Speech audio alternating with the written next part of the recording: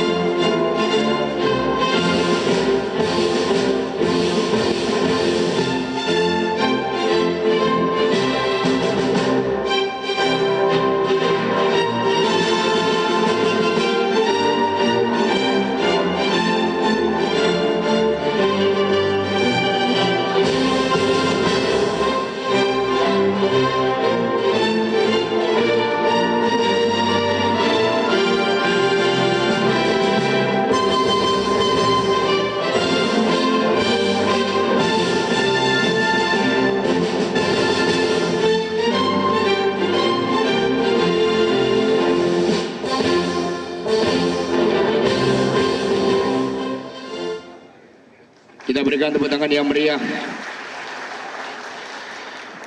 Ibu Ketua Umum, rekan-rekan pers dan hadirin sekalian.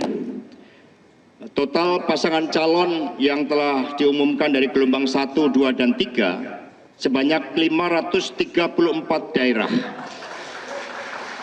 Dan dari PD Perjuangan yang menggembirakan itu total adalah 45,8%. Komposisi kerjasama dengan parpol lain dari Partai Golkar 9,2%, Gerindra 6,1%, PKB 5,1%, Demokrat 4%, P3 3,7%, PAN 3,3%, Nasdem 3,3%, Hanura 1,5%, PKS 1,4%, Perindo 1,3%, Gelora 0,3%, Partai Aceh 0,3%, PKN 0,2%, PBB 0,2%, PSI 0,2%, PNA 0,1%, sedangkan dari kalangan non-partai sebanyak 13,8%.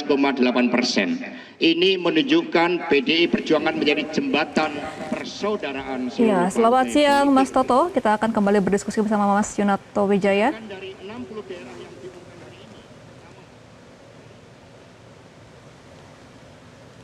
Selamat siang Mas Toto. Apakah terdengar suara dari studio? Oke, Mas Toto. Terdengar suara saya? Kita baru saja mendengarkan nih ya Mas Toto, Sekjen Hasto Kristianto mengatakan bahwa sudah ada 60 daerah yang diusung atau didukung oleh PDI Perjuangan. Ada provinsi ini 6 provinsi yang sudah diumumkan. DKI Jakarta belum masuk nih, nama Anies Baswedan belum masuk. Nah, apakah memang benar tadi prediksi dari Mas Toto bukan hari ini tapi akan segera diumumkan? Iya, tadi kan saya sudah berikan prediksi ya, bulan pekan aja bahwa akan diberikan hari ini belum kejadian. Anies tidak, PDI Perjuangan belum memutuskan hari ini. Kenapa? Tadi tidak mudah mengambil sebuah keputusan yang kita tahu akan mewujudkan banyak pihak, baik pemilih PDI Perjuangan ataupun baik bagi pemilih dari Anies Baswedan. Jadi kalau kita masih mau menduga secara positif, berarti memang ada konsolidasi yang masih tetap dilakukan. Yang kedua mungkin juga alasannya terkait dengan menurut saya ini masalah marketing ya. Semakin kalau kemudian memang sekarang sudah diumumkan, cenderung 3 hari ke depan sampai tanggal 29 batas akhir pendaftaran, sorot mata dari seluruh Indonesia terkait Pilkada DKI terjawab cepat. Dan menurut saya ini bagus buat pendekatan marketing, orang tetap akan tunggu apa yang akan diputuskan oleh PDI Perjuangan. Atau kemungkinan yang ketiga, bahwa memang ternyata belum diputuskan. Bahwa nama Ahok misalnya, bukan tidak mungkin nama kejutan lain muncul. Kita pernah dengar ada nama Pramono Anung, itu masih dirembukan di antara para pengambil keputusan di PDI Perjuangan. Tetapi yang saya dengar sebelumnya tadi kan Anies sudah datang ke DPP, lalu kemudian ada Ahok juga. Ya mungkin terjadi diskusi di antara para stakeholder di situ yang menyebabkan bahwa ini belum diputuskan hari ini. Oke, Mas Toto, meskipun memang Anies Baswedan ini memiliki elektabilitas yang cukup tinggi untuk DKI Jakarta sebagai incumbent ya, tapi masih ada kemungkinan nggak kalau PDI Perjuangan mungkin menaruh Anies dia calon wakil gubernur saja?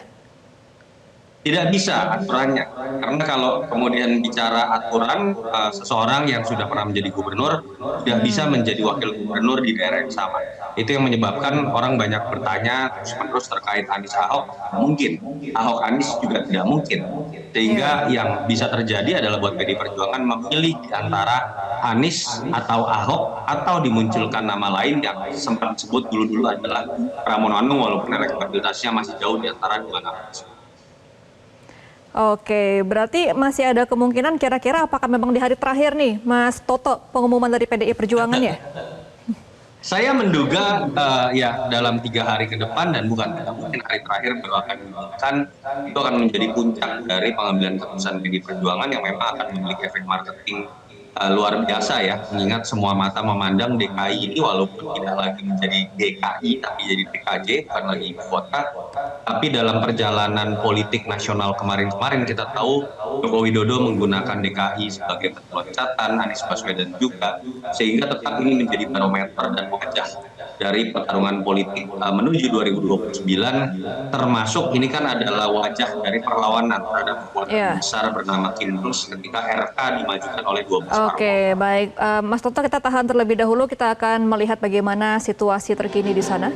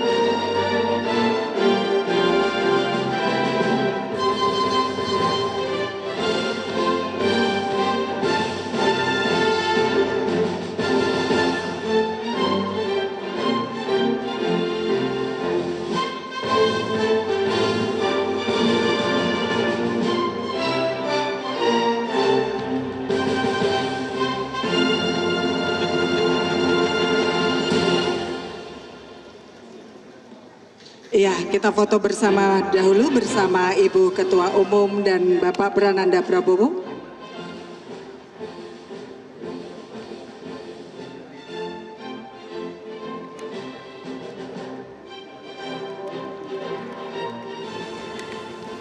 Oke, Mas Toto, kita baru lihat juga ini Ketua Umum PDI Perjuangan memberikan delegasi secara resmi ya pendukungan untuk gubernur dan juga calon gubernur di 6 daerah. Berarti untuk DKI Jakarta ini publik masih menunggu dulu ya, Mas Toto? Jangan perlaluan klimaks karena masih ada 4 hari biar publik disuguhi oleh pertanyaan-pertanyaan besar lah terkait dengan DKI menurut saya. Oke, dari Kimplas kira-kira ada yang menyesal nggak nih Mas Toto? Kita kan tahu PKS kemarin yang paling duluan nih deklarasi Anies Baswedan sebagai Gubernur DKI Jakarta, tahu-tahu menarik dukungannya. Nah kira-kira dengan adanya seperti ini ada nggak kegoyahan gitu di Kimplas? Calon gubernur dan wakil gubernur. Kalau yang paling menyesal menurut saya hitung-hitungan elektoral namanya Ridwan Kamil. Karena Ridwan Kamil kan kita tahu dari statementnya dari awal ingin di Jawa Barat. Surveinya pun hampir pasti menang melawan siapapun, termasuk melawan Deddy Mulyadi. Tapi dia harus mendapatkan penugasan dari Kimplas maju di DKI yang mungkin salah satunya membuat RK mau karena sudah setting sedemikian rupa sehingga hanya melawan calon yang disebut boneka tidak mungkin menang, atau melawan kota kosong, atau melawan Dharma Pongkrekun misalnya. Dan ketika situasinya seperti ini, baik Anies ataupun Ahok itu akan jadi lawan berat. Karena logikanya adalah yang pendatang itu adalah RK, Ridwan Kamil, sementara Anies dan Ahok dengan semua kelemahannya adalah orang yang tetap memiliki legacy di Jakarta. Itu yang mungkin menurut saya dianggap pihak yang paling menyesal. Tapi ya, apakah kemudian akan ada perubahan? Menurut saya sulit seperti yang saya sebutkan tadi, bahwa ada kepentingan besar dari Gerindra terutama untuk menyatukan suara di DKI tetap Ridwan Kamil sehingga kemudian dia tidak diusulkan kadernya kemudian harus berkorban kalau harus berhadapan-hadapan dengan Ridwan Kamil karena itu adalah daerah yang memiliki kekuatan basis massa terbesar 40 juta pemilih tentu saja akan menjadi sebuah logistik terbesar buat partai penguasa dalam hal ini Gerindra di 2029. Oke, berarti kita masih akan nantikan sampai tanggal 29 Agustus tahun 2024 ini untuk pendaftaran pasangan calon di KPU ya, Mas Toto. Nah, tapi untuk saat ini kalau dari akar rumput PDI Perjuangannya sendiri mendengar nama Anies Baswedan, reaksinya seperti apa sih Mas Toto dari analisa Anda? Kalau dari basis ideologi saya meyakini lebih banyak yang masih mendukung Ahok. Akan tetapi ada beberapa kalangan yang menurut saya sudah mulai bisa menerima Anies karena sebuah cerita dalam peristiwa politik yang belakangan terjadi. Politik itu kan simpel ya, bahwa ketika Anda musuh bersama, ketika dalam kondisi terjepit dan lawannya sama, itu cenderung mereka kemudian bisa memisahkan sekat-sekat yang selama ini jadi penghalang. Dalam konteks itu saya melihat banyak juga Ahok yang mulai bisa merasionalisasi pilihan Anies, walaupun banyak juga di antara mereka yang tetap tidak bisa menerima alasan tersebut dan kemudian bergeser malah ke Ridwan Kamil. Jadi masih bercampur. Itu yang saya sebut sebagai PR besar yang harus menjadi beban dari PDI Perjuangan ataupun Anies meyakinkan dan merasionalisasi pilihan ini kepada masing-masing basis pemilihnya. Ya, Mas Toto melihat dari hubungan PDI Perjuangan dengan Joko Widodo saat ini ya, setelah lama begitu didukung untuk Joko Widodo dari zaman menjadi wali kota begitu. Apakah memang ada rasa trauma dari PDI Perjuangan tidak buru-buru menentukan nama Anies Baswedan juga? Ya pasti ada. Bu Mega ini kan kita lihat banyak mengalami trauma, baik pada masa SBY ataupun pada masa Jokowi. Tentu saja trauma terbesar adalah Joko Widodo karena memang itu adalah kadernya sendiri yang dibesarkan dari seorang wali kota. Anaknya pun dan mantunya pun dimajukan ya di Medan dan di Solo. Jadi menurut saya Ibu Mega pasti akan lebih berhati-hati juga mengingat Mas Anies juga bukan kader PDI Perjuangan dan mungkin punya sepak terjang misalnya pernah dekat dengan petinggi partai lain atau partai lain, Nasdem seperti PKS, seperti Demokrat, mungkin menjadi salah satu perhitungan juga.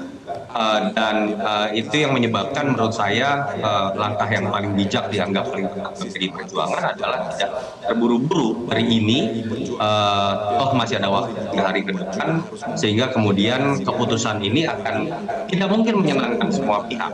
Karena banyak juga yang mengatakan kalau PDI Perjuangan melewatkan momentum ini melewatkan momentum untuk perlawanan, simbol perlawanan terhadap Joko Widodo, dan mungkin juga akan melewatkan momentum terbesar bisa menang di Pilkada DKI yang memang surveinya menempatkan Anies paling tinggi.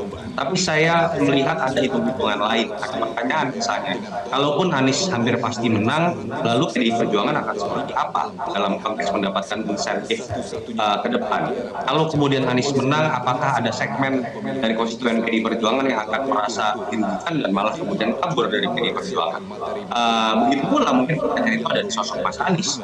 Apakah jangan-jangan juga tekanan terhadap pihak yang akan mengambil keputusan bukan hanya kepada PDI Perjuangan, tapi juga kepada Mas Anies yang misalnya berasal dari kalangan yang masih anti terhadap PDI Perjuangan.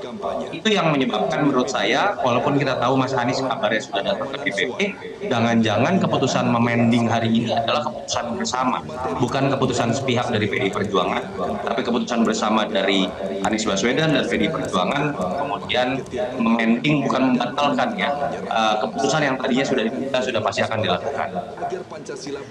Oke, Mas Toto, kita tahan dulu ya, karena kita akan kembali bergabung bersama rekan kami di DPP PDI Perjuangan, ada rekan Yunia Harsari.